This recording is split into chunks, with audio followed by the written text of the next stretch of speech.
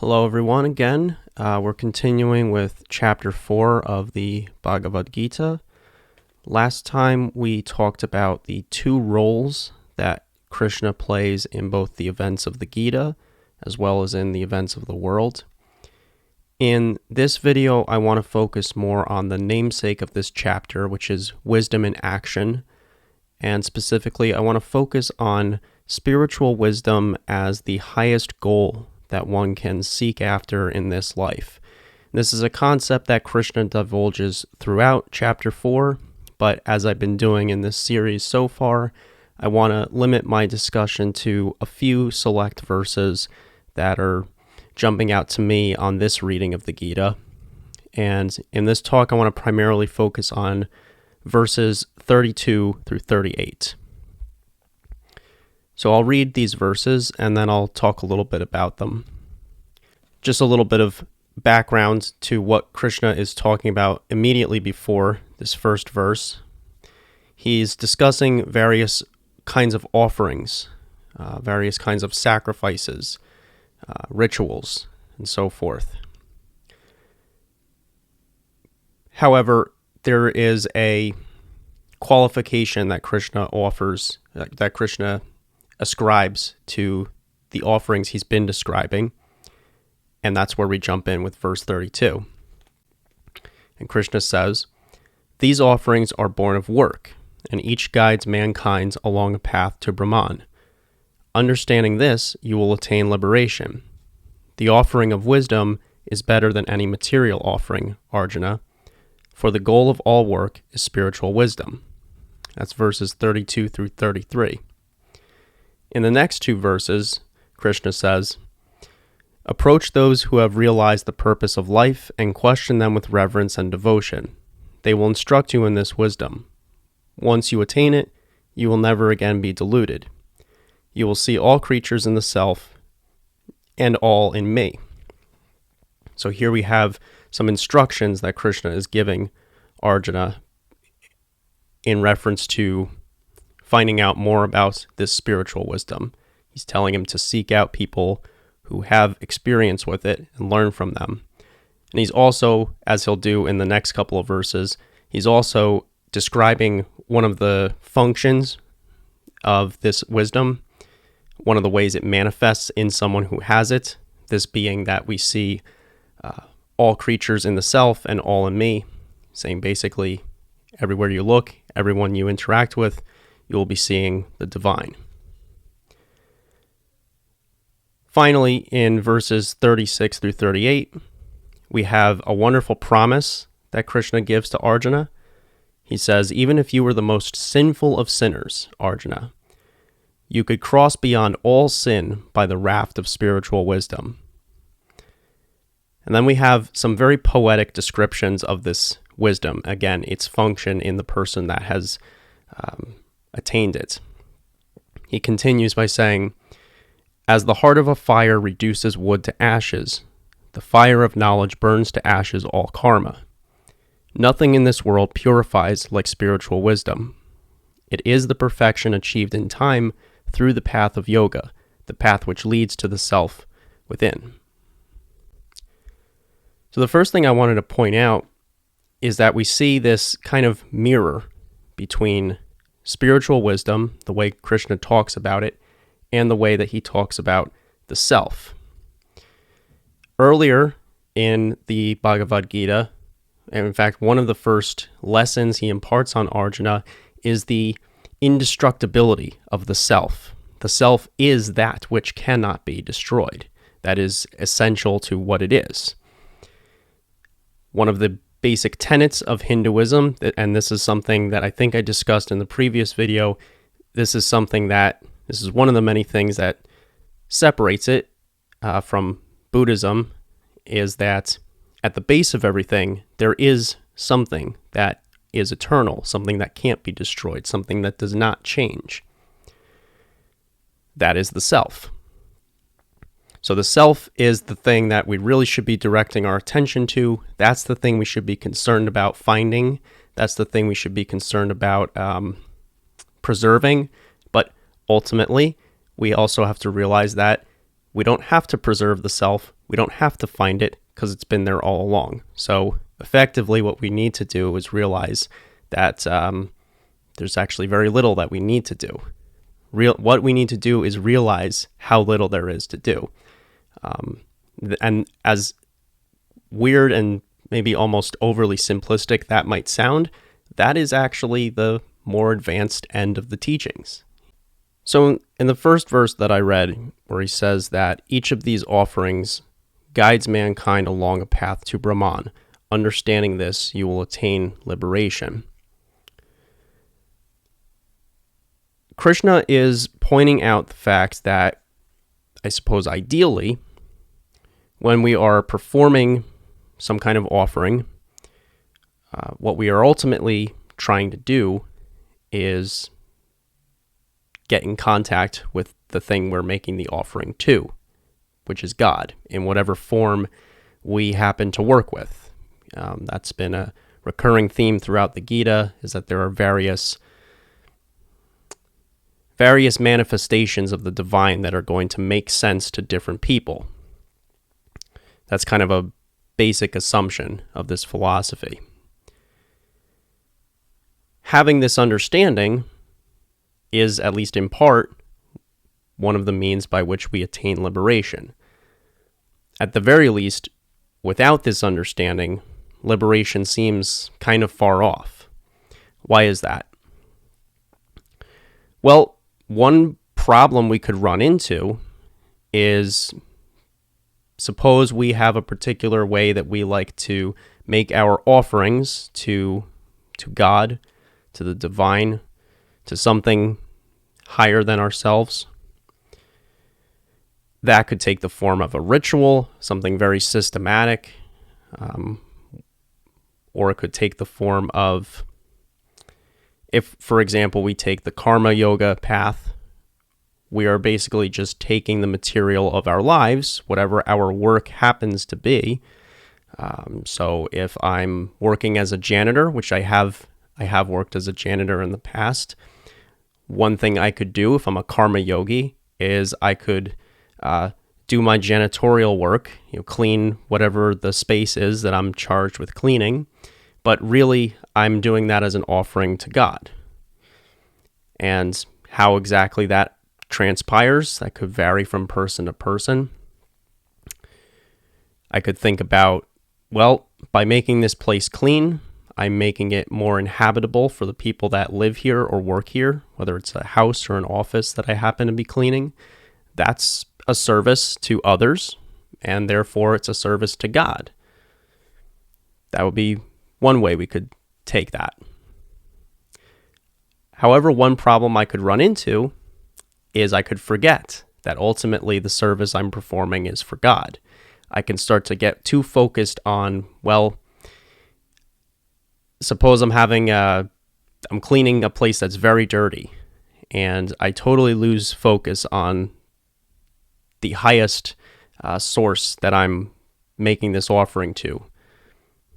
And I just focus on the fact that this place is so dirty, and maybe I don't really want to clean a place that's this dirty. It's a lot of work. I'm very tired.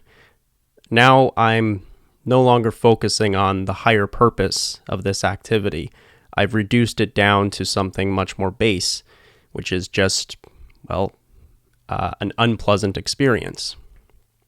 I've sapped the joy out of it, really. And that's one of the products of practicing karma yoga, is you infuse virtually any activity with quite a lot of joy.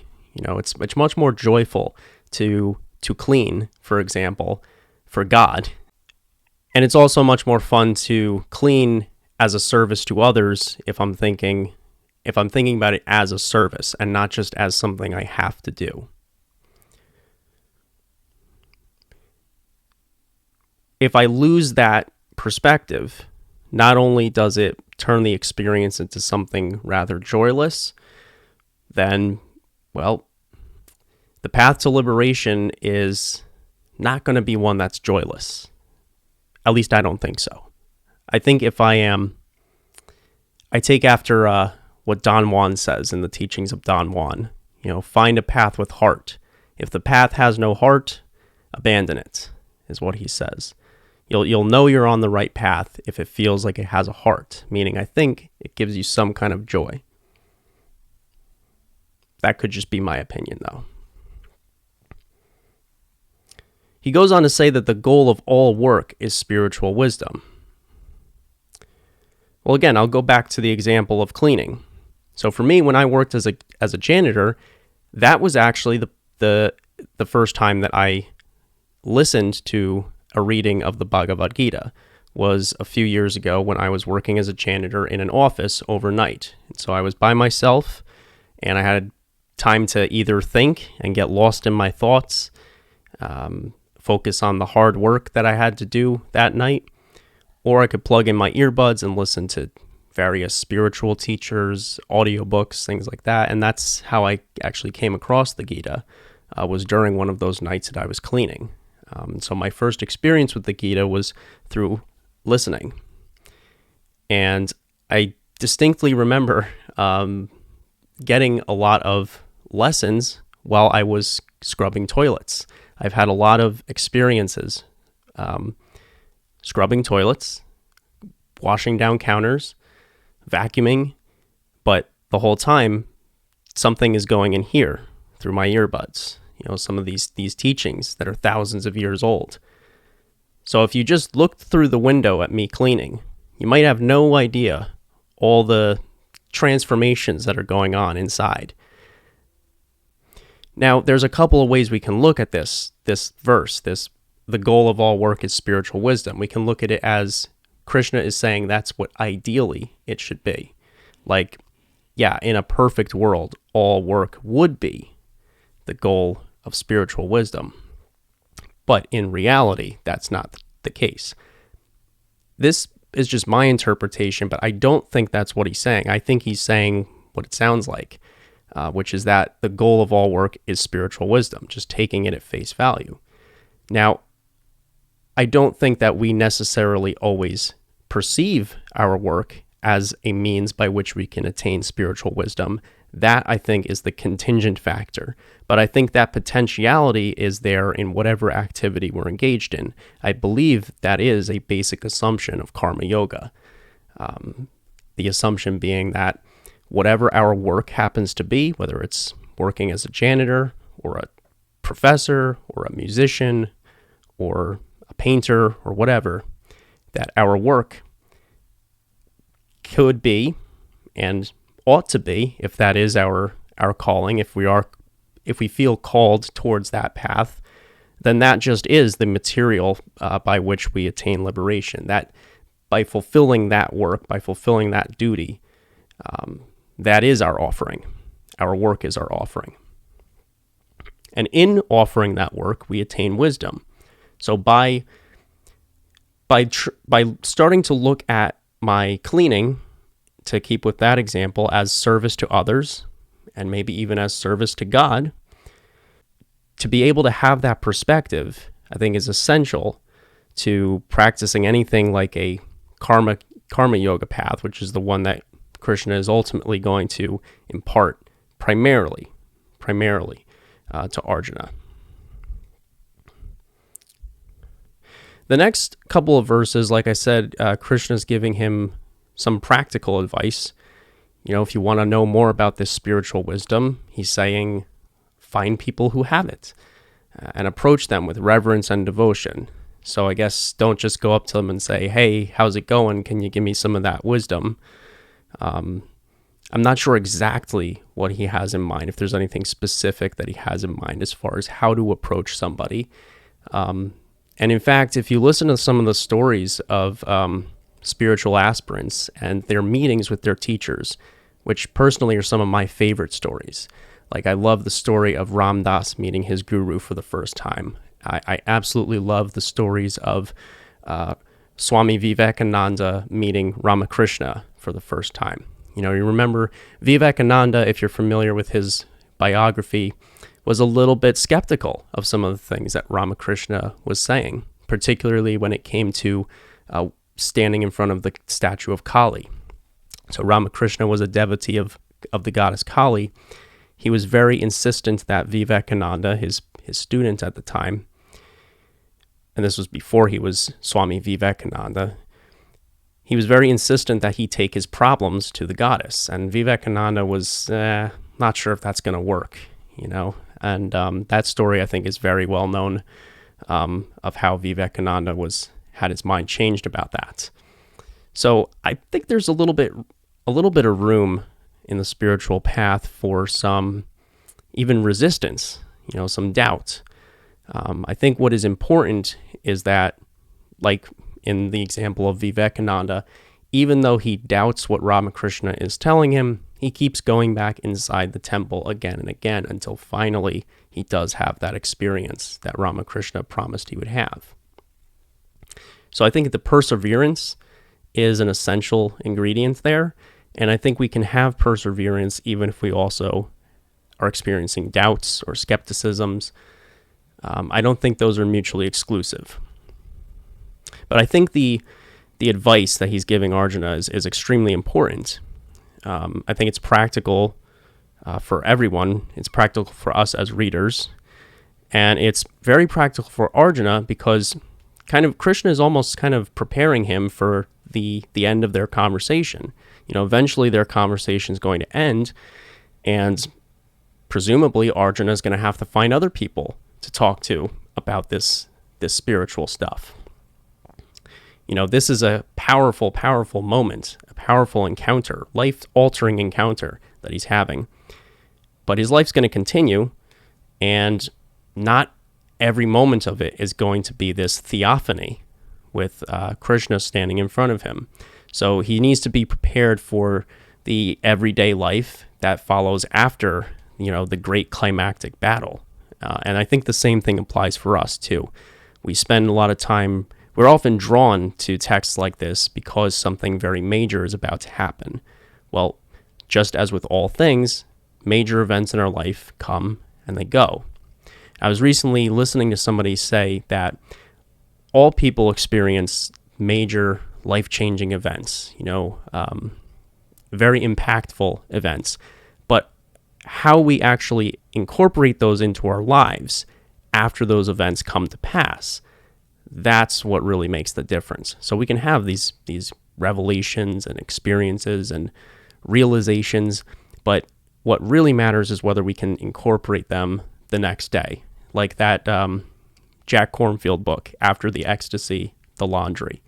I believe that's something of what he's trying to get at with that title. One of the functions or results, I don't really like using the word results, but that is maybe sort of what I'm talking about here. But one of the functions of this spiritual wisdom that Krishna is talking about is that we'll begin to see all as God.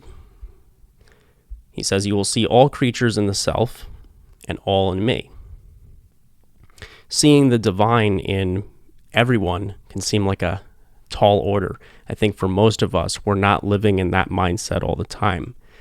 But I believe that if we can see the divine in even one other person, or even a few people, or have even a few of these moments where we recognize someone else's divinity, especially if it's someone that we're butting heads with, don't agree with, don't get along with, that I think can be a very impactful experience. I think that for me, if I'm having an issue with somebody, but I am working very closely with the Gita or with another spiritual text, and I am trying to incorporate that idea of seeing God in everything and everybody, if I'm trying my best at that, and I can see that in just one other person, my interaction with them completely changes. Now, I don't have to, we want to caution against going up to people and saying, I see God in you. Because if you say that, people usually come and take you away. They'll think you're crazy. Most people are put off by being told that they are divine. One of my spiritual advisors used to take a much more aggressive approach with this. His motto was basically, "You're God whether you like it or not." Well, most people aren't prepared for that, so they don't have to know. You don't have to go up to people and say, "I see God in you," because that kind of sounds a little weird. But if I can see somebody for more than what my ego is seeing. That's might be a good way to look at it. See, my ego sees somebody as, oh, there's somebody who has something I want. So let me go talk to them. Or there's somebody who I don't really like. I'm going to stay away from them. That's all my ego. That's not the self. That's not the capital S self. That's not the height of who I am. That's the ego. That's the little self. So if I can see somebody from the perspective of the Atman, the big self, the way that God presumably sees them, with love, unconditional love, loving them in spite of what they have or don't have, in spite of what they've done or haven't done, that's going to completely alter the way that I interact with them. And that just makes things a lot nicer, makes the world a lot nicer if we can do that with each other a little more often. If we can just change our perspective just a little bit. These final 3 verses are so poetic. The imagery is just so arresting here. And I absolutely love the promise that he gives. He says, even if you were the most sinful of sinners, you could cross beyond all sin by the raft of spiritual wisdom. I mean, what an image. Imagine there's an ocean of sin. Ocean. Imagine every bad thing you've ever done or thought is an ocean, and you're able to cross it with this raft called spiritual wisdom. He's saying, Arjuna, even if you were the worst person ever, which Arjuna, of course, is not, but he's saying, even if you were, if you had spiritual wisdom, you'd be okay. Does this remind anyone of another promise that Krishna gave earlier in the Bhagavad Gita? Because it reminds me of the promise he gave when he says that even a little bit of effort on this path can't go to waste. Because Arjuna asks Krishna in chapter 2, he says, what happens if I do my best and I fail? And Krishna says, that's impossible, dude. You can't fail. Even if you put in a little bit of effort, it's not going to go to waste. All the work that we do, ostensibly, is supposed to be aiming towards this wisdom. And possession of this wisdom outshines the worst things we can imagine. And why is that? Well, he goes on to explain how this wisdom works in a person's life. Just as the heart of a fire reduces wood to ashes, just as the heat of a fire, not the heart of a fire, just as the heat of a fire reduces wood to ashes, the fire of knowledge burns to ashes all karma. So spiritual wisdom's function, besides changing our perspective to see the divine in all and everything, is also to burn up karma. The imagery of burning up karma is a very, very common one. That's one of the most common metaphors I hear in a variety of spiritual teachers who talk about burning up karma, or cooking karma, as some put it, extinguishing it. Because karma is something that repeats, right? Karma is something that keeps coming back. Karma is action. All actions have consequences. Those consequences lead to more actions. It's circular. So putting a stop to that is the goal. Putting a stop to that cycle is the goal. One of the other problems we can run into with work and karma is that some of the work that we do to extinguish karma ends up just creating more karma. So, for instance, suppose I get really into meditation, or I get really into yoga, and all of a sudden it's not good enough that it's enriching my life and making me feel better. It's important that everyone around me knows that I practice yoga or I practice meditation.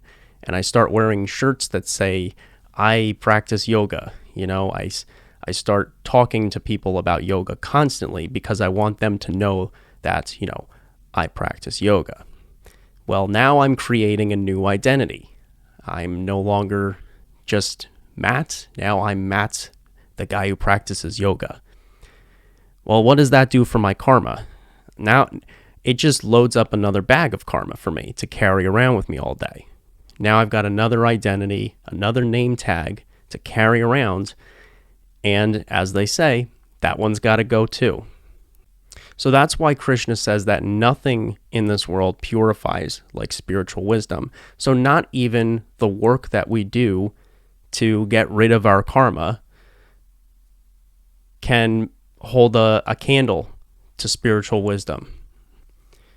Now, up to this point, there's been enough information given where I think we could, if we wanted to, stamp out a definition of what exactly this spiritual wisdom is that Krishna is talking about. But I fear that that would limit us because obviously there's going to be much more spiritual wisdom to talk about in the remaining 14 chapters. We're not quite a fourth of the way done with the book. So there's plenty more to say about spiritual wisdom in the ensuing chapters as well. But I do want to throw one out there, and we've probably already kind of intuited it by this point, is that one aspect of the spiritual wisdom, this highest goal that Krishna is talking about, is quite simply the knowledge of the self, the capital S self, of course, and that self is God, that the Atman and Brahman ultimately are one. This next concept, the unity between the practitioner and the divine that they are trying to get in touch with, this unity between the person making an offering and the thing being offered to. We think we're the one making the offering. We think this offering that we're making is something separate from us, and we think we're making it to God, and none of that's really going on. It's all God. That's the overly simplified version of that. But I wanted to talk a little bit more about that in detail, so I wanted to devote another talk to that, and then I think we'll move on. We'll move on to chapter 5 after another quick talk on chapter 4. As always, thank you so much for joining me, and I'll see you real soon.